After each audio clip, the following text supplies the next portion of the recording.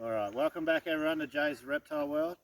After looking at the Woma python last week, this week we're going to look at the black-headed python, which is the other Aspidites species, which is pythons that don't have heat-sensing pits. Now this is your black-headed python, very popular species in herpiculture in Australia and American. Hobbyists love this species, as you can see by beautiful colours. Jet black head, banded body.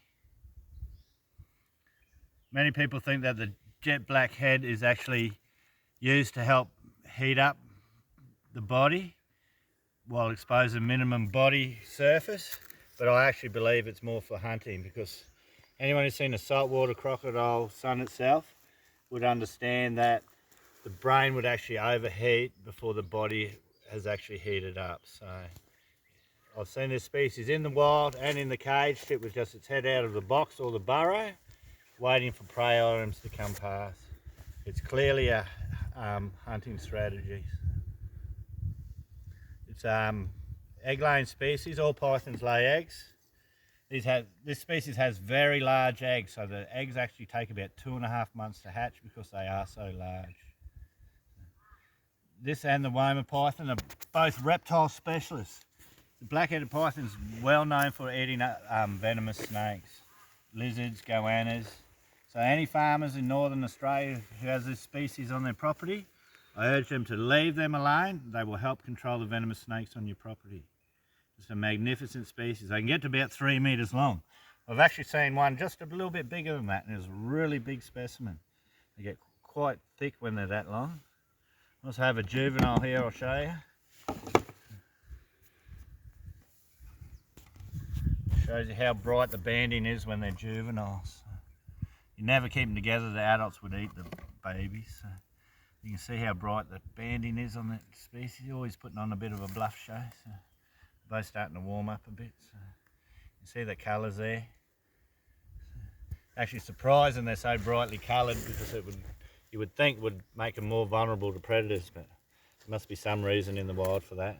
Must break up the pattern in the bush, something like that. So, magnificent species, really popular in herpiculture.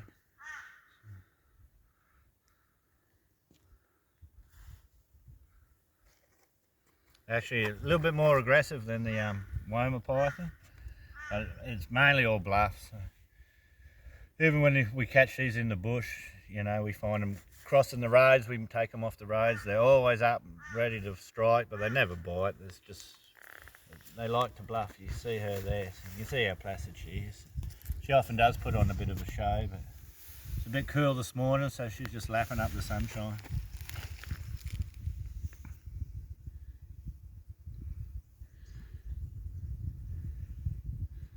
As you can see on the side of the head there, they don't have heat sensing pits like other species. In a couple of episodes time I'll be doing the water pythons, and you'll see the heat sensing pits on the side of them, whereas the black-headed python and the Woma are the only two python species in the world that don't have heat sensing pits on the side of the jaw. And that's probably because they hunt more cold-blooded prey than warm-blooded prey. This one here is about 1.5 meters long, so she could get twice this length and probably 4 to 5 times the weight. So she's just loving that sunshine. You see her when they're healthy, when snakes are in healthy condition, they always have that nice shine, nice sheen to the scales. Good body weight, not skinny anywhere. So actually found over the northern 2/5 of Australia, in Queensland from Gladstone North, and they go over to 40 Mile Beach in Western Australia, where you get the black and white colour phase, which is quite a striking contrast to what this colour phase is in Queensland. So whether they're subspecies or not, they will probably do some DNA testing to establish that, like they've done with the carpet pythons and the death adders over the years. So there seems to be a bit of variation in colour and temperament and even size in various populations across its range. So So as a scientist study, it'll be interesting to see what they come up with, whether it's species, subspecies, whatever. Like, a lot of work's been done with death adders and carpet pythons in that respect. Same with the Woma pythons, it's the same sort of thing. So anyone who has these on their property, I urge them to just leave them alone. They're just a perfect thing to control venomous snakes on your property.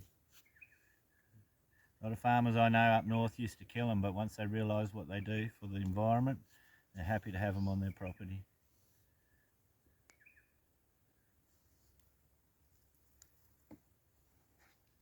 The little one's gone back to bed. Juveniles always like to hide. They feel too vulnerable to predators. Juvenile, and that's why all reptiles that are juveniles grow fast, because only 1 or 2% of hatchlings survive to adulthood in most species of reptiles. So they have to grow fast to have any chance of survival, and they always have to hide. Amazing thing, you can have a clutch of hatchlings in a cage and look like the cage is empty, because that instincts are always there to hide. Also, once the snakes hatch and they have their first shed, they're up and running. They have full instincts to hunt and kill their prey. It's quite incredible that a hatchling just come out of an egg has all them instincts automatically inbred into it. So anyone who's bred snakes would marvel at that. So plenty of breeders would testify to that fact. Just incredible how their instincts are just automatically there as soon as they have their first shed.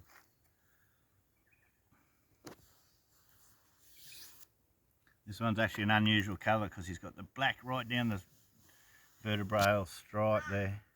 There's not many have that, most of them are just bandits. So it'll be interesting to see what he turns into as an adult. Well, there you have it. That's your black-headed python and your Woma pythons that we've covered.